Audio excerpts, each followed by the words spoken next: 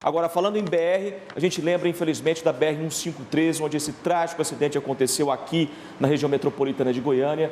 E o Marco está em frente à delegacia que apura crimes de trânsito. Ô, Marco, foi um dia de muita movimentação aí. O que a polícia está apurando nesse momento em relação ao acidente que, infelizmente, vitimou 6 pessoas? É com você, meu amigo. Bom trabalho.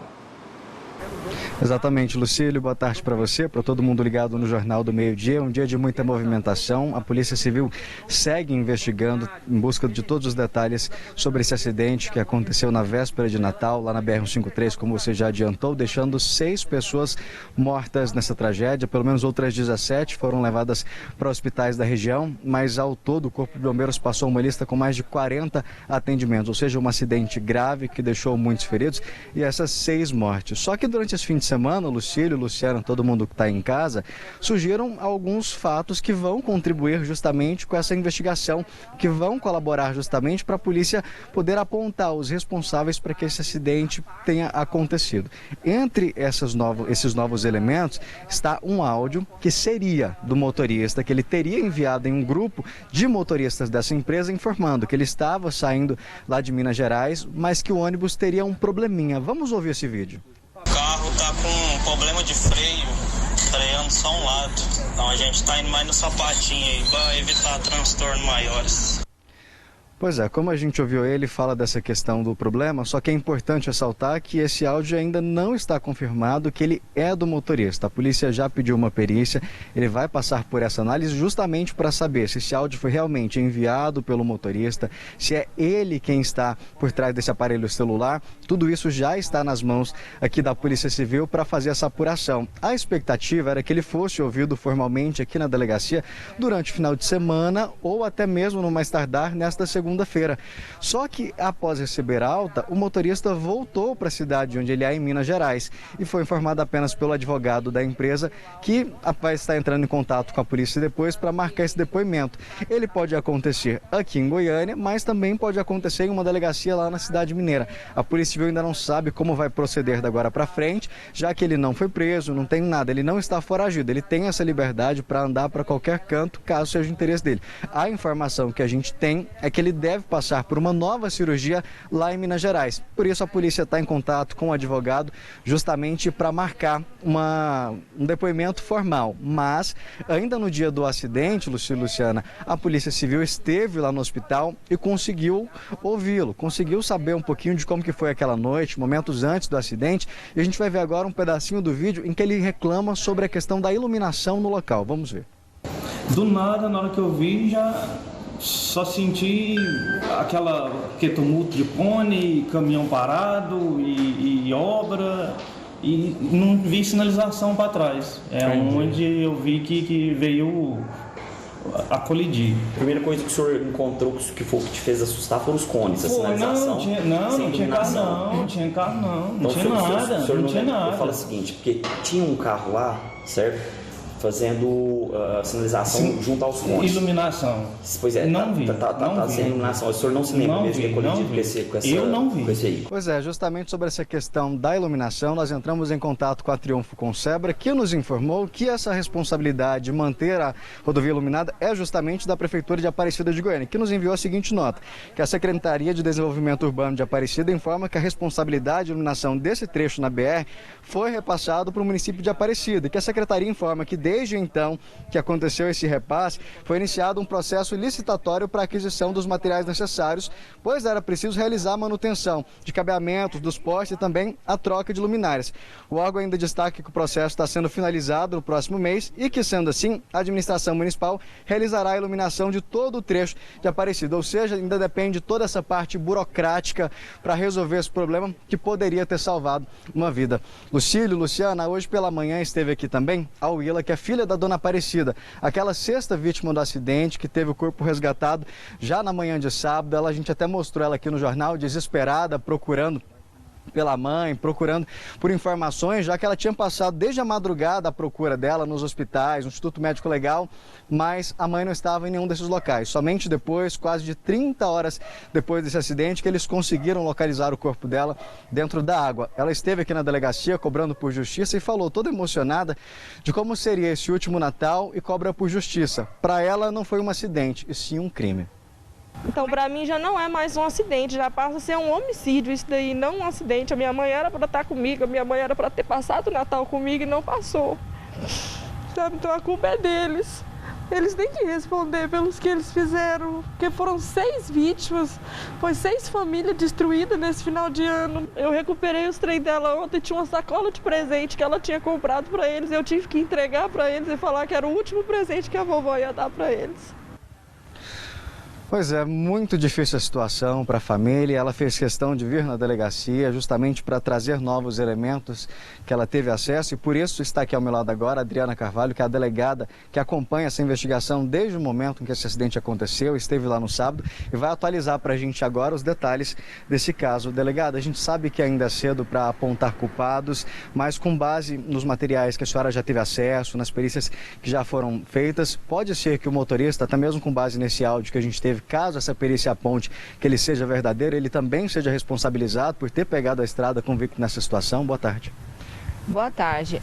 A questão do acidente de trânsito, desse caso em específico, ela é muito complexa. O motorista, ele já é considerado um envolvido no acidente, porque ele conduzia o ônibus aonde estavam as vítimas de lesões corporais e as vítimas fatais.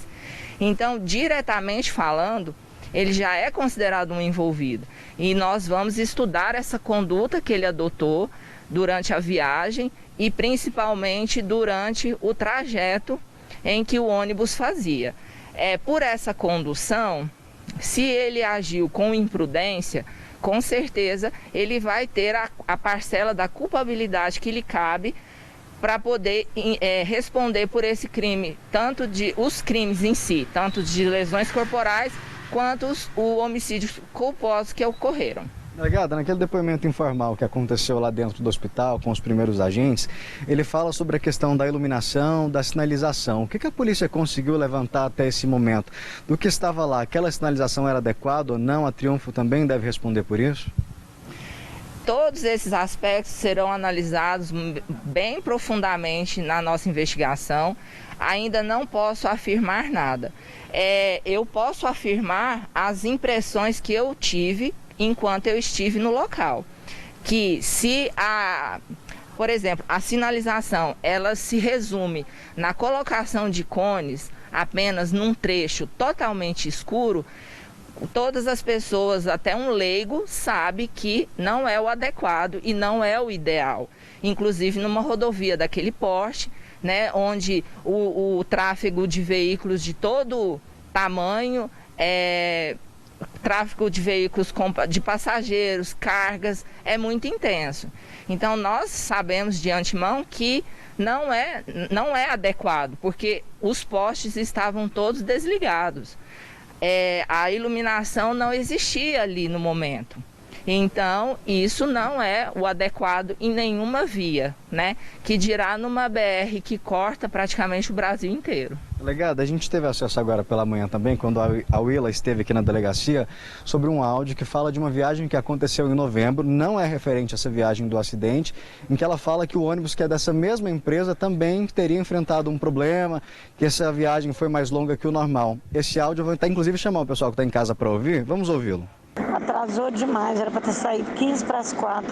Dizendo o motorista que 00:30 nós chega aí, mas eu acho que não. Ele disse que o ônibus está com um probleminha aí que vai andar mais devagar para tentar chegar aí. Vamos ver, né? Ressaltando para quem está em casa, esse áudio é referente a uma viagem que a dona Aparecida fez em novembro e não referente ao do acidente, mas é a mesma empresa que fazia o transporte de lá de Minas Gerais, onde ela pegou o ônibus, até aqui para Goiânia. Delegado, esse áudio vai ser anexado no inquérito, ele é um elemento importante para essas investigações? Sim, é considerado um elemento importante em conjunto com as demais provas que a gente está coletando diariamente. Ele vai compor esse conjunto probatório do nosso inquérito, com certeza, mas nós devemos tomar alguns cuidados. É uma informação importante, por quê? Porque se trata da mesma companhia de ônibus, foi no mês de novembro, então é recente, e a mesma linha. Então o ônibus que faz a linha do acidente que ocorreu agora no dia 24 é o mesmo que ela própria relata alguma intercorrência na parte mecânica, né?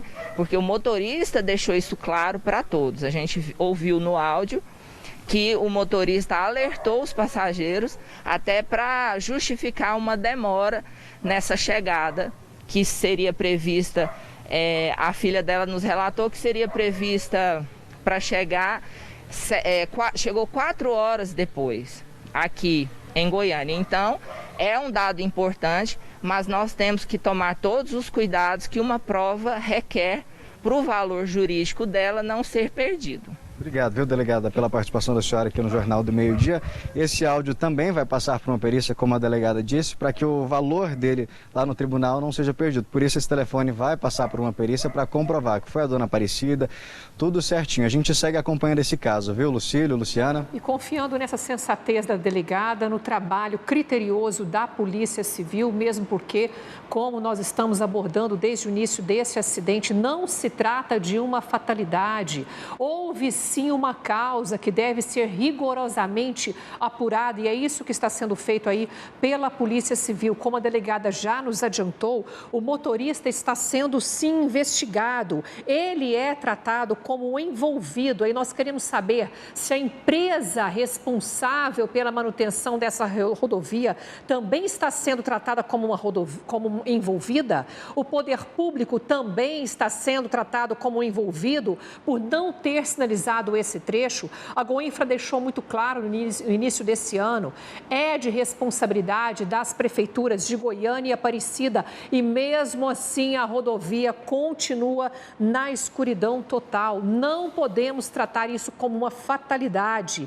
Tem que haver responsáveis e mais do que isso, uma punição para eles. Como justificar a esses familiares dessas 6 pessoas mortas? Ops, não havia sinalização?